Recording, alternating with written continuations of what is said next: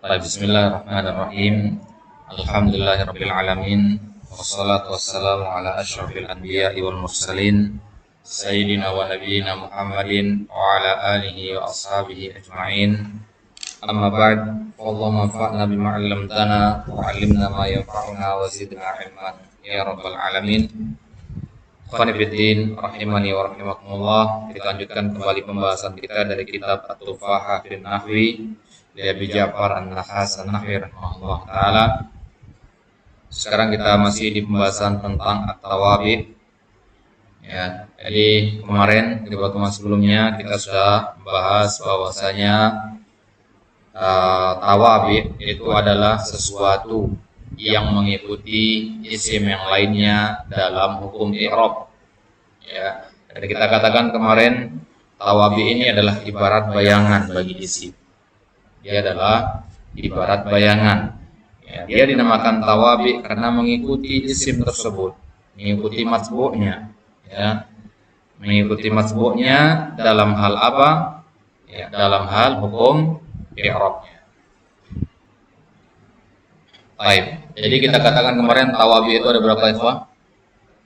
Ada 4. Ya, tawabi itu ada 4 jumlahnya. Yang pertama ada an-na'at, itu sudah kita ambil kemarin, ya, atau as-sifah. Kemudian yang kedua ada al-ataf, itu insyaallah yang akan kita ambil sekarang. Dan yang ketiga ada al-badal. Dan yang keempat ada at-taukid. Pembahasan tentang na'at sudah kita ambil kemarin di halaman 11. Sekarang kita masuk halaman 12, bab hurufil ataf. Pembahasan tentang ataf. Kalau dalam kitab-kitab yang lain, pembahasan ini diberi nama dengan babul ataf saja, tanpa ada penambahan huruf. Ya. Kalau di sini dikatakan bab hurufil ataf, berarti yang kita bahas di sini hanyalah huruf-hurufnya saja. Ya, bukan makna ataf secara mendalam.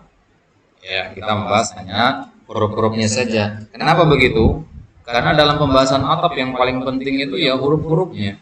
Ya, apa saja huruf-huruf ataf dan apa makna masing-masing huruf itu yang paling penting dalam pembahasan. Maka kita hanya ambil bagian itu saja sekarang di sini. Baik. Jadi bab hurufil ataf, ataf itu secara bahasa artinya mengikuti atau condong.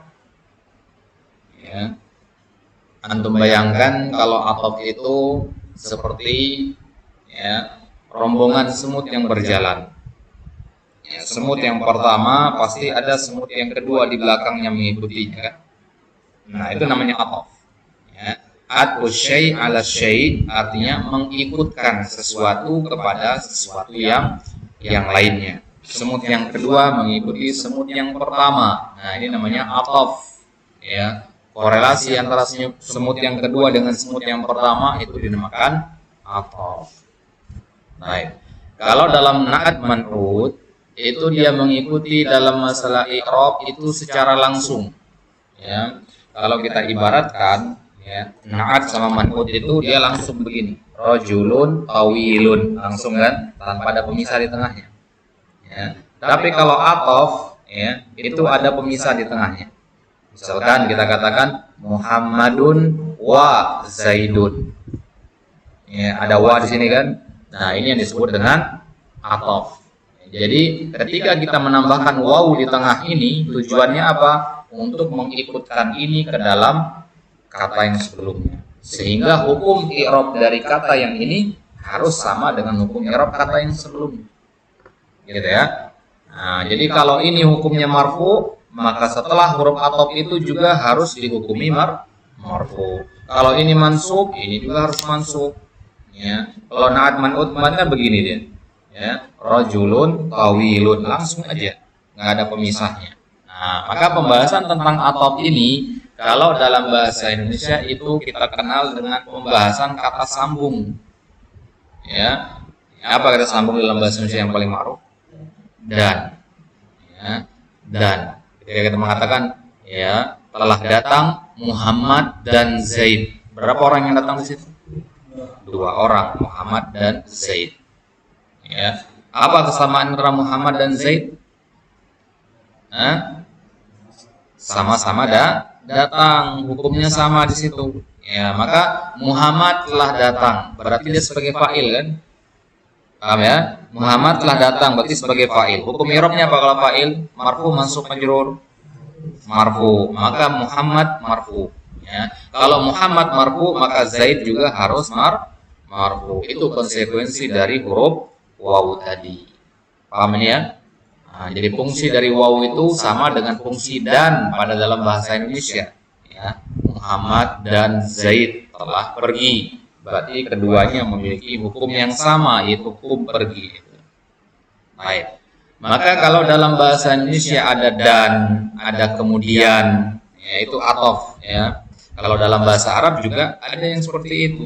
Ya. Waw itu artinya dan, ya. Fa itu artinya maka, summa ati itu artinya kemudian, dan seterusnya masing-masing ada artinya.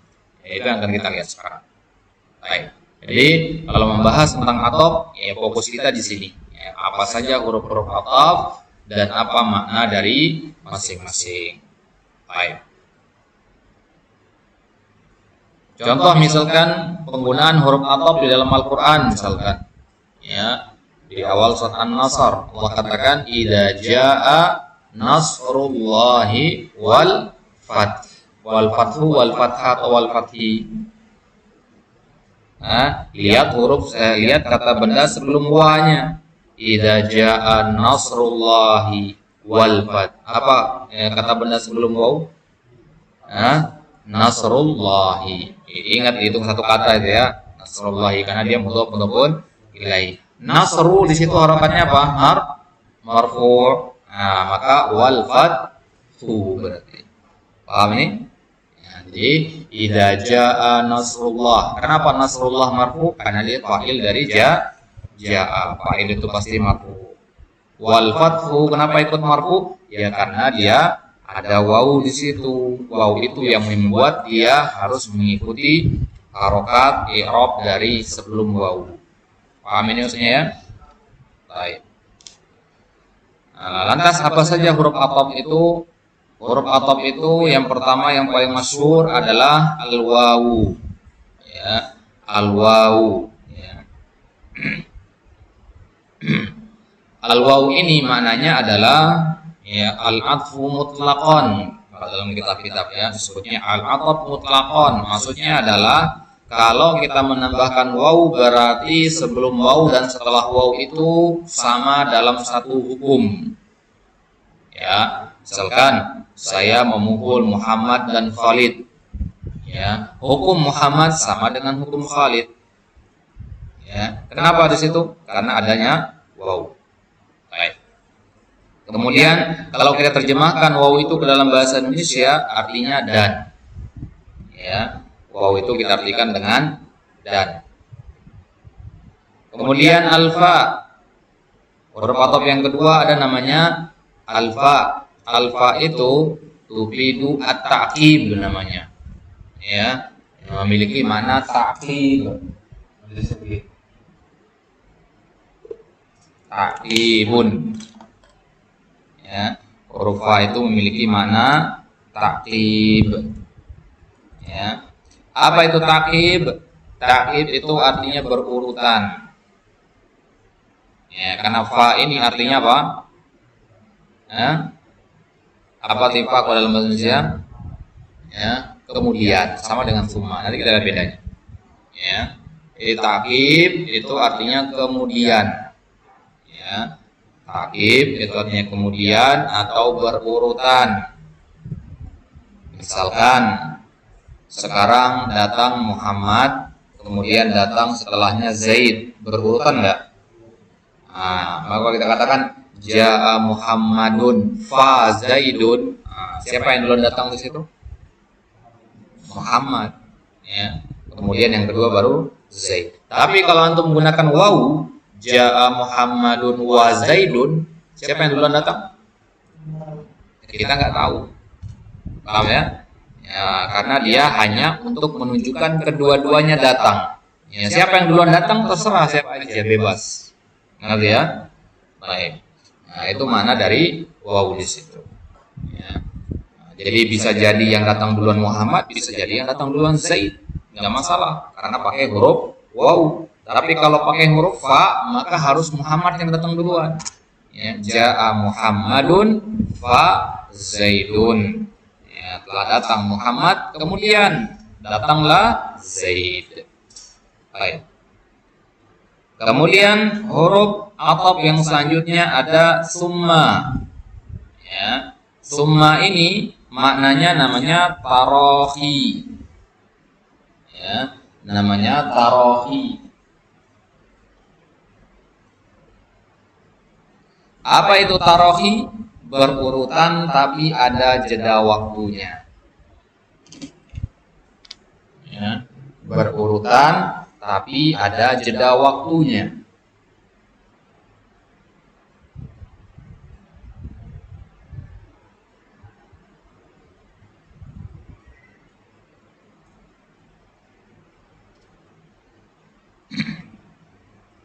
Jadi kalau diterjemahkan ke bahasa Indonesia, fa dengan summa itu artinya sama, artinya kemudian.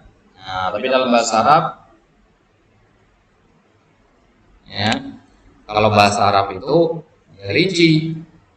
Ya, kemudiannya itu ada yang kemudiannya langsung, ada yang kemudian ada jeda waktu.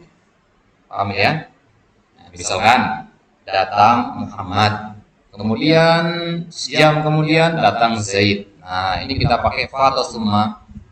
Summa. Tapi kalau jarak waktunya dekat, ya, datang Muhammad kemudian semenit kemudian datang Zaid. Nah, ini pakainya fa. Biasanya ya. Misalkan antum bilang saya makan ini. Kemudian antum mengatakan fa ini. Nah, berarti ini dengan ini jaraknya singkat. Paham ya? Tapi kalau antum mengatakan saya makan ini, summa ini. Bisa jadi antum makan yang ini di pagi hari, ini di sore hari. Paham? Baik. Itu dia makna dari kata tarohi.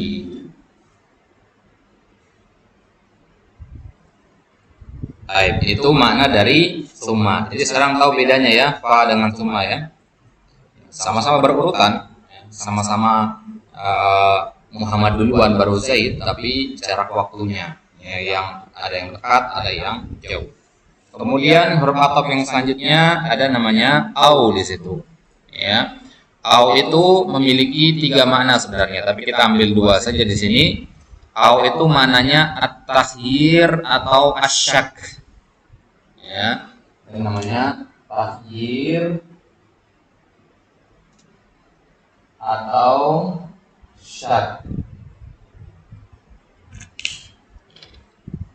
Au itu punya makna 2, ya 3 sebenarnya, tapi kita coba 2 yang paling masyhur dulu. Takhir dan syak. Ini makna dari au. Syak itu artinya keraguan ya. Di sini kenapa nggak bisa diketik kata syak? Syakun ya, shin kaf bertasydid. Au itu sendiri ke dalam bahasa Indonesia terjemahkannya apa ya? Ya, atau. Ya, au itu artinya atau. Baik. Jadi ada 2 maknanya. Ya, 2 makna ini nanti kita membedakannya tergantung kepada konteks kalimatnya. Contohnya, misalkan Anda katakan ke Egi, Egi nikahi Fatimah atau adiknya. Anda gunakan au di situ. Nah, ini berarti artinya takhir artinya. Apa takhir? Milih. Berarti mananya adalah Egi silakan pilih salah satu, nikahi Fatimah atau nikahi adiknya Fatimah. Boleh dinikahi dua-duanya? Nggak boleh. Misalkan ada teman nawarin antum makanan, ya 2 makanan, roti sama ikan. Kemudian dia katakan au, akhi pilih roti au ikan. Nah, kalau ambil dua-duanya boleh? Nggak boleh. Nah, yang dia masukkan di situ adalah takhir. Takhir itu pilih satu saja. Paham ya? Ada kondisi di mana boleh memilih dua-duanya. Ya, tapi nantilah kita bahas itu. Ya, itu erat kaitannya dengan usul fikih nanti. Baik. Nah, karena menikahi perempuan sekaligus ya, adik dan kakak itu tidak boleh. Harus pilih salah satu berarti. Maka au di situ artinya atas at-takhir. Kemudian kapan dia bermakna syak? Ya, tergantung kepada konteks kalimat juga. Contohnya misalkan sekarang ini agak gelap, datang masuklah seorang santri dari pintu ini, ya, dan kita nggak jelas siapa orang ini. Kalau dari postur badannya, tinggi badannya, kayaknya ini adalah si Zaid misalkan. Tapi ragu-ragu, bisa jadi ini Muhammad. Nah, maka kita katakan Ja'a Muhammadun au Zaidun. Paham ya? Nah, ini mananya takhir atau syak. Syak. Kita ragu-ragu di situ. Yang datangnya siapa? Muhammad atau Zaid? Ya, maka disinilah kita gunakan au.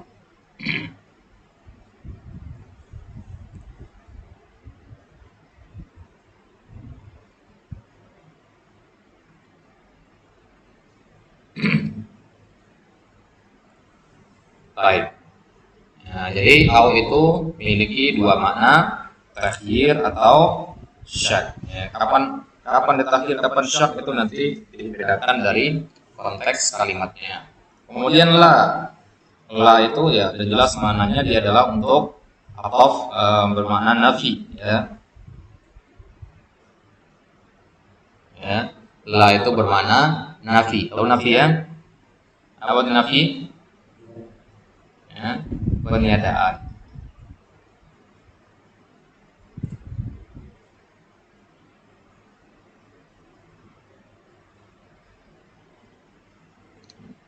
Baik.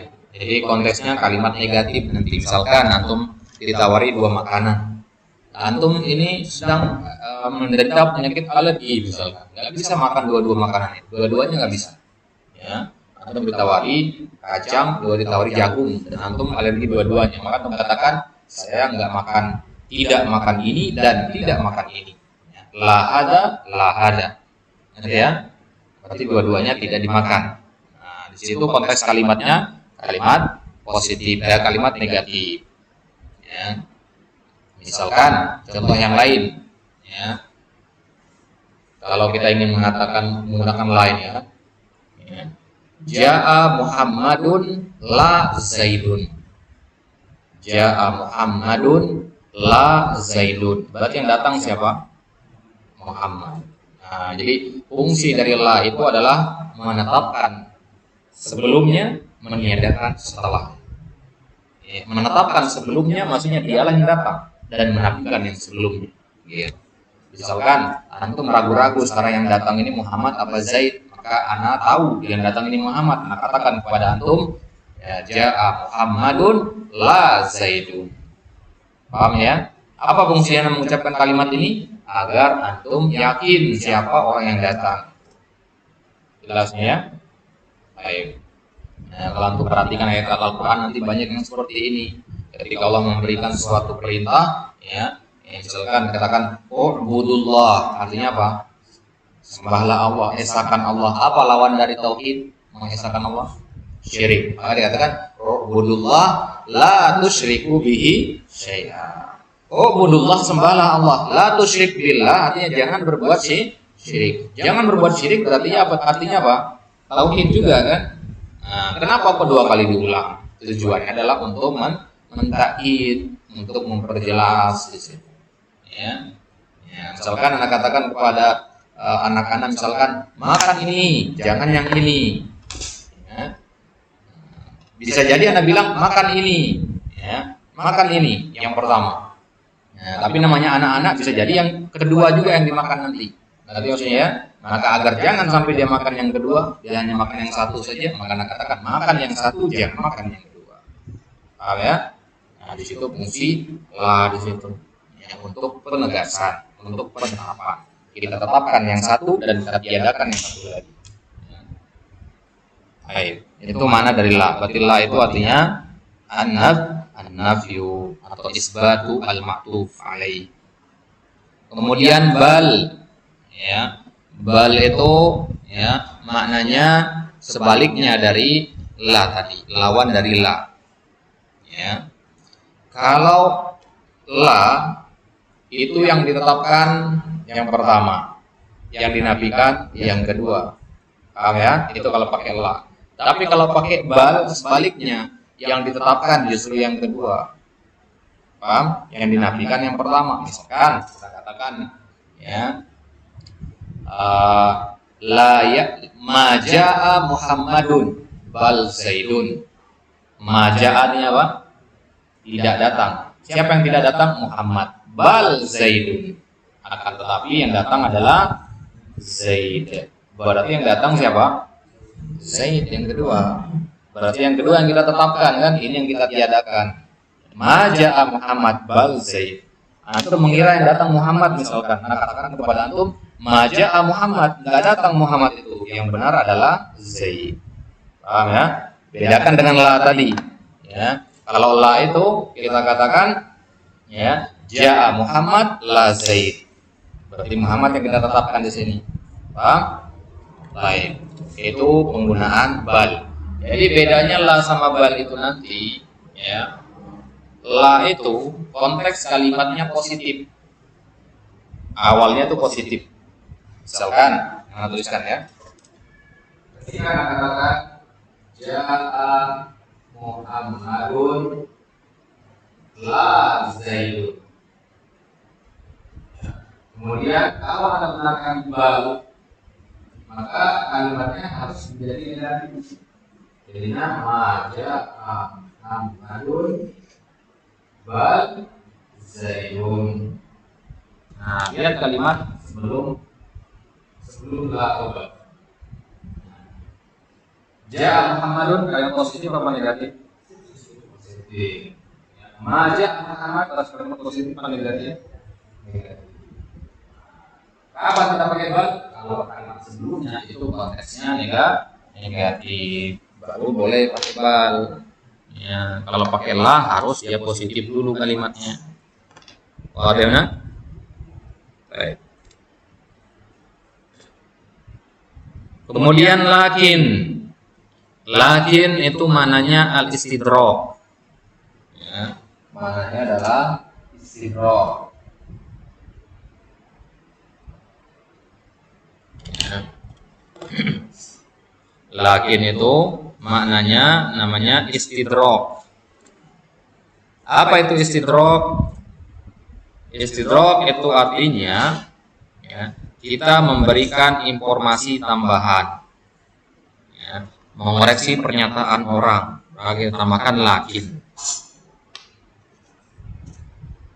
Ya, ini sama dengan bal tadi, dia harus konteks kalimatnya kalimat negatif juga, sama dengan bal. Bal kan tadi harus negatif ya.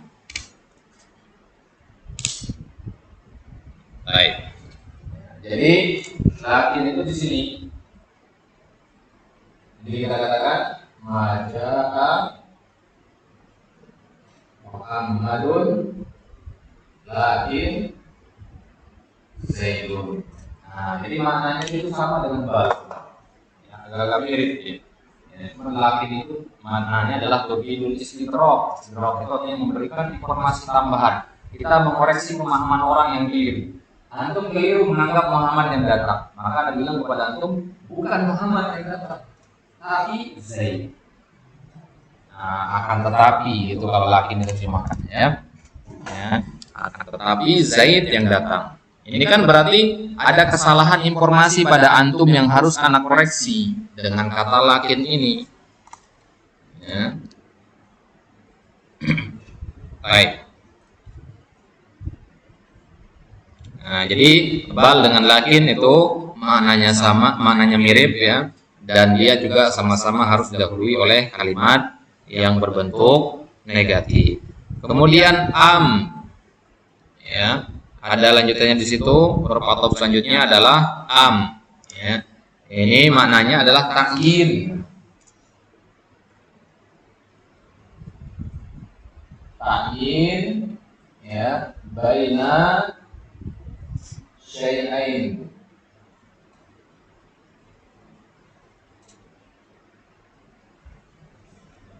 Ta'yin baina syai'ain. Ya, makna dari itu adalah ta'yin baina syai'ain atau ahadi asy-syai'ain. Apa maksudnya ta'yin?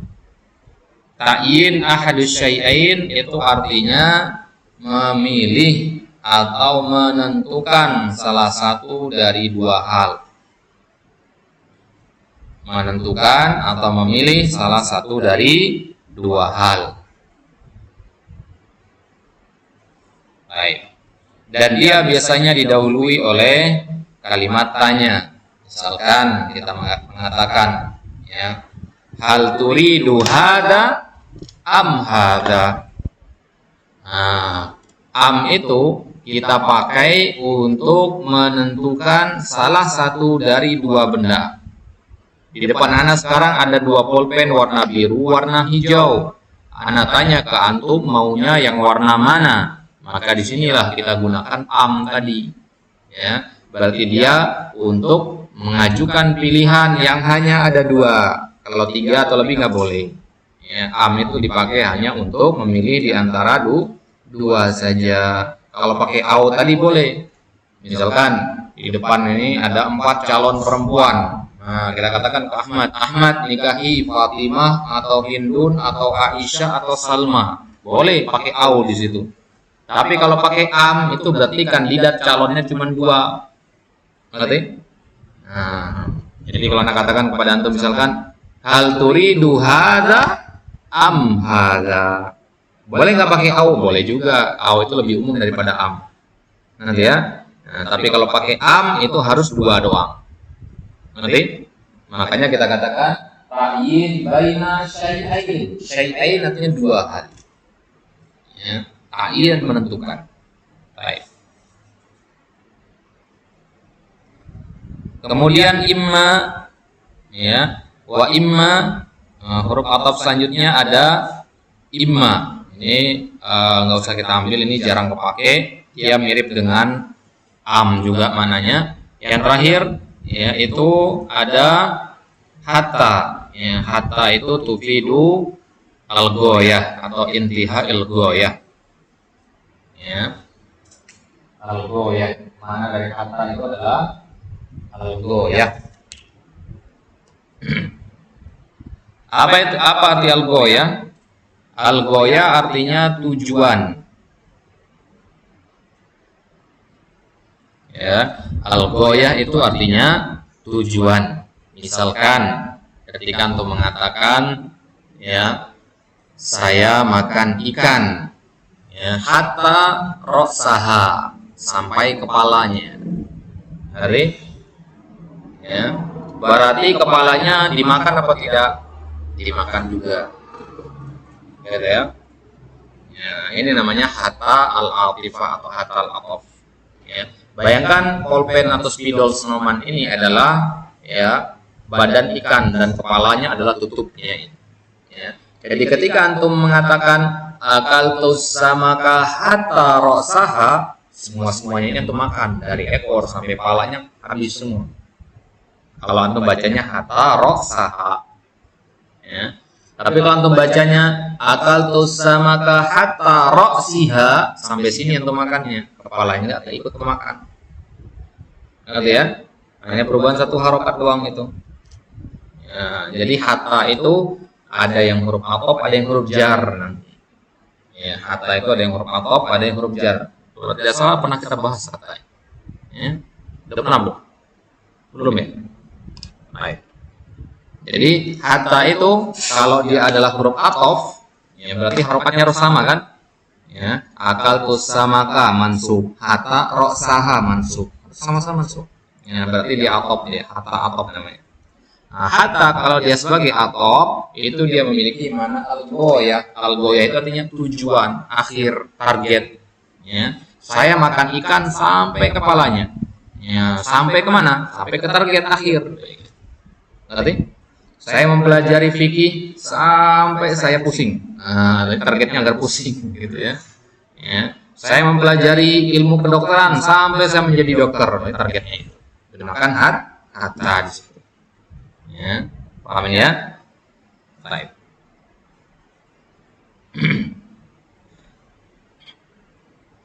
Itu dia huruf-huruf ataf. Yang tidak semuanya kita ambil mananya, yang paling masyhur saja.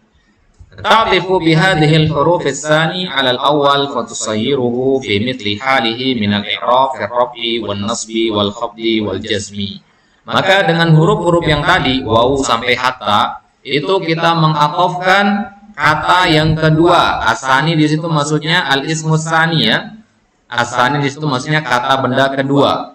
Alal awal kepada kata benda yang pertama. Misalkan ketika untuk mengatakan telah datang Muhammad dan Zaid. Muhammad kata benda pertama, Zaid kata benda kedua. Dengan menambahkan huruf atop itu artinya antum mengikutkan yang kedua kepada yang pertama.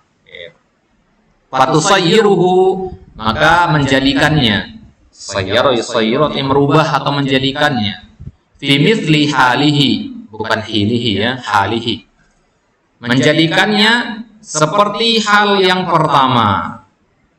Isim yang kedua ini dirubah mirip seperti isim yang kedua, yang pertama. Isim yang kedua kondisinya sama dengan isim yang pertama. Dalam masalah apanya? Dalam masalah al-i'rab, dalam masalah hukum i'rabnya, marfu, mansub, majzum atau majrurnya. Ya.